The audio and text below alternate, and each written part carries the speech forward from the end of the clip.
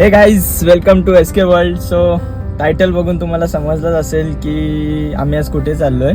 So या वेळेला आम्ही सगळे फ्रेंड्स चाललो आहे. अचानक प्लॅन ठरला आहे. सो चला. सो फर्स्ट मला माझ्या मित्रांना रिसीव करायचं आहे जे खांदेश्वर स्टेशनला माझं वेट करत आहेत. सो त्यांना रिसीव करून मग आपण पुढचा प्रवास चालू करूया. So let's go. So guys, फ्रेंड्सला रिसीव केल्यानंतर आम्ही ब्रेकफास्टसाठी थांबलो जो पाटील स्नॅक्स कॉर्नर आहे आणि त्याच्या अपोजिट साईडलाच गाईज व्ह्यू वॉज ऑसम. खतरनाक व्ह्यू होता. फायनली आम्ही कणकेश्वरच्या मेन एंट्रन्सला पोचलो जिथे तुम्ही बघू शकता की ही कमानी आहे श्री क्षेत्र कणकेश्वर म्हणून. सो इकडून पुढे पार्किंग आहे.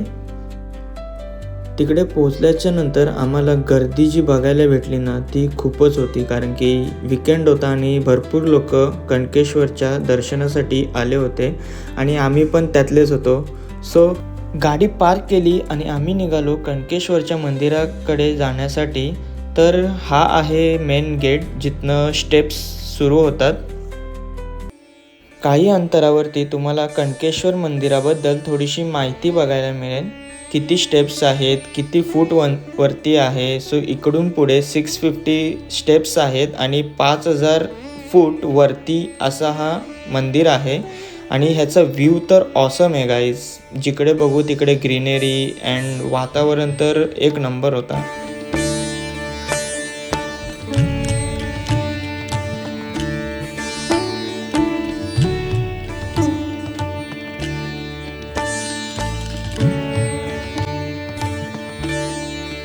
सो थोडासा वरती आल्यानंतर इकडे व्ह्यू वॉज ऑसम, बट तिकडे समोरच्या साईडला समुद्र आहे. मी तुम्हाला पॉईंट करून दाखवतो. तो बघा तिकडे आहे. तिकडे समुद्र आहे आणि या साईडला लगेच मंदिर आहे. त्या समुद्राचं ॲक्च्युली त्या बीचचं नाव आहे कीम बीच आणि तो अरबी समुद्र आहे. सो आम्ही पुढे प्रवास कंटिन्यू केला कारण की स्टेप्स भरपूर होते आणि ह्यांची इकडे मस्ती चालू होती. सो आम्ही 4 जण होतो.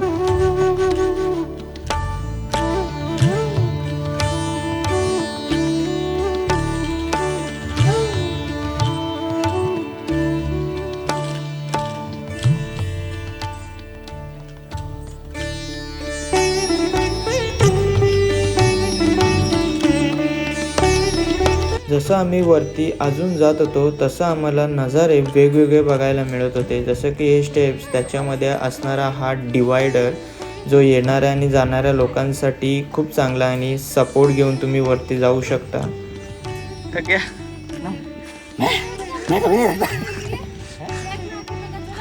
ये भी थक गई है.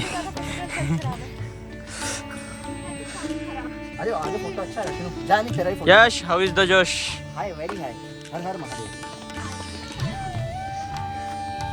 भेटते.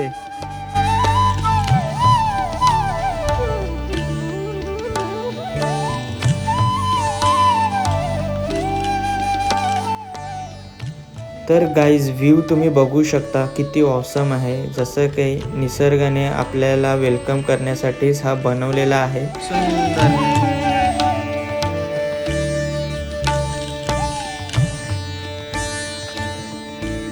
शिव कैलाशों के बसी धौलीदारों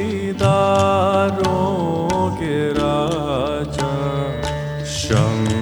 तर गाईज वरती चढताना तुम्हाला एक असं छोटासा मंदिर दिसेल जो भगवान शंकराचंच आहे. तुम्हाला आतमध्ये जाऊन मी दाखवतो की आतमध्ये पिंडी कशी आहे. खूप सुंदर आहे. सो चला आपण आतमध्ये जाऊया. सो तुम्ही बघू शकता की किती सुंदर अशी मूर्ती आहे भगवान शंकराची. अजून आम्ही पोचलेलो नाही. 75% आम्ही कव्हर केला आहे, पण 25% अजून बाकी. हे सगळे पुढे गेलेत.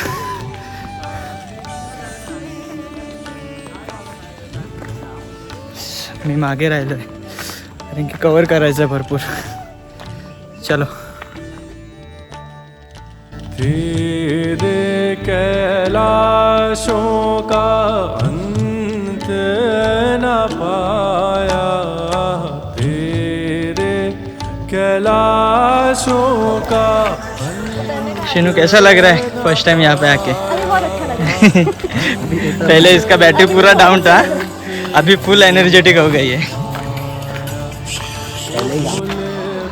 वेलकम टू कनकेश्वर देवस्थान मंदिर।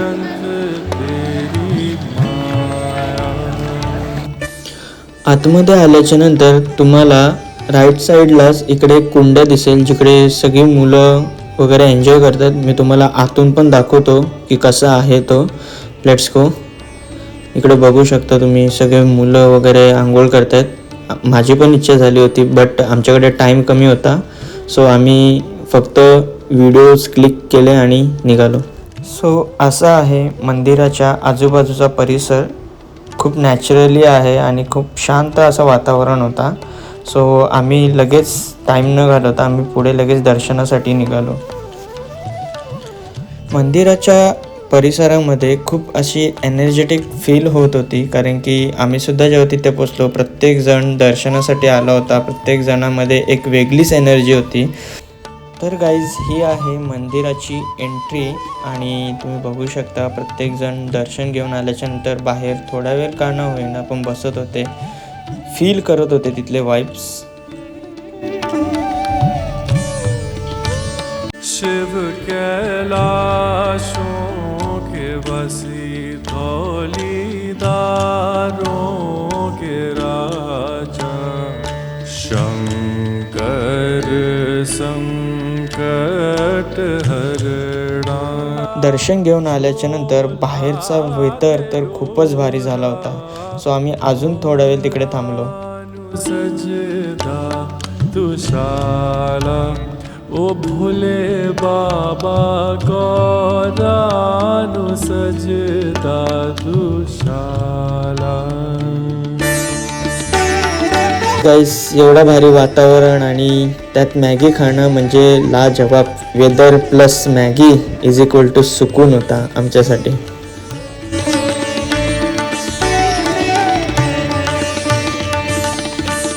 शिव कैलाशों के बसी धौलीदारों के राजा शंकर संकट हरणा.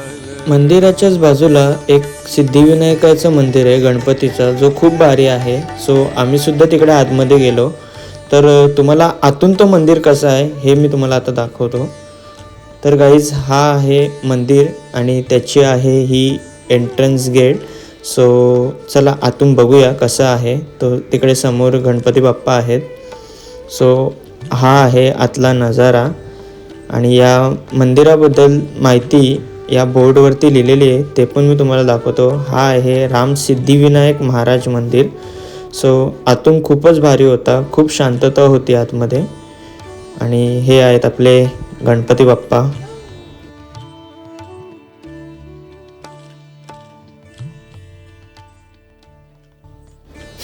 तर गाईस ह्या मंदिराबद्दल थोडीशी इन्फो होती, जे तुम्ही व्हिडिओ पॉज करून वाचू शकता की काय माहिती आहे या मंदिराबद्दल.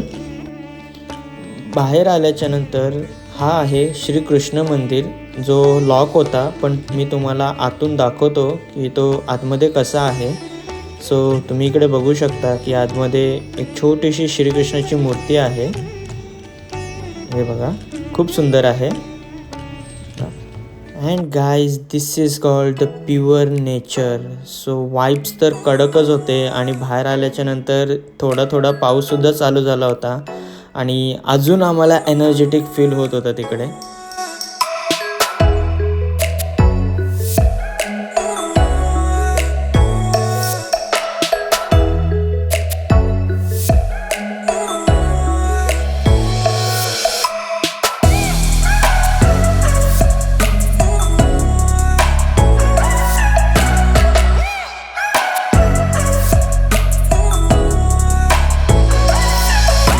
फुल धुका.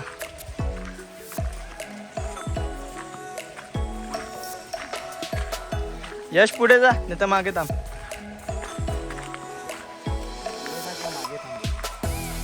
समजा. अरे यार उसको भी ले ब्लॉग में.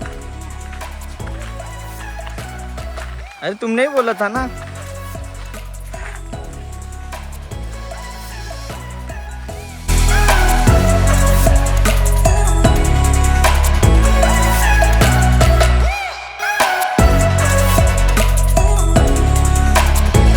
थोडंसं पुढे आल्याच्या नंतर माझा फेवरेट कॉर्न मक्का मला भेटला आणि यस आम्ही लगेच तिकडे ऑर्डर केली आमच्यासाठी. सो ही वाईब्स तर खूपच भारी. वातावरण, पाऊस प्लस मका इज इक्वल टू सुकून आहे यार. तर गाईज इकडे काही मुलं बसली होती जे पुठ्ठा ड्रम घेऊन बँड वाजवत होते आणि त्यांना बघून मला माझ्या बालपण आठवलं.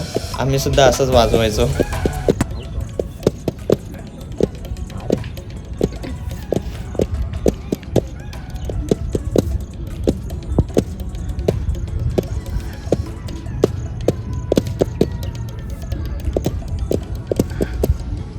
तर गाईज इकडे आमचा व्हिडिओ शूट चालू होता आणि व्हिडिओ शूट करताना मजा पण तेवढीच आली. प्रत्येकजण वेगवेगळ्या अँगलने व्हिडिओज घेत होता, फोटोज क्लिक करत होता आणि त्यात मजा येत होती. फायनली गाईज आम्ही आलो आहे आता किनीम बीचवरती, जो पूर्णपणे बंद आहे आणि समुद्र पण भरपूर जवळलेला आहे. सो आम्ही काय पाण्यात वगैरे जाणार नाही, हे लोक गेलेत, नाही जाऊन दे.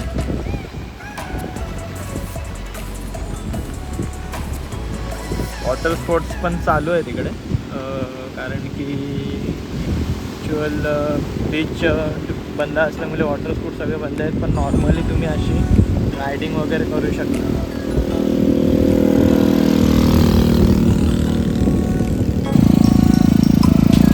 जाओ पनवेल, हम लोग पनवेल मिलते हैं.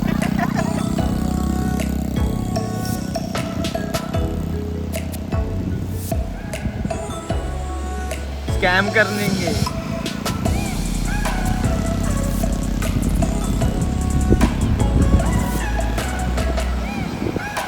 So guys full day enjoyment करून आम्ही खूप थकलो होतो आणि रात्री एका चांगल्या रेस्टॉरंटमध्ये बसून जेवायचा प्लॅन केला.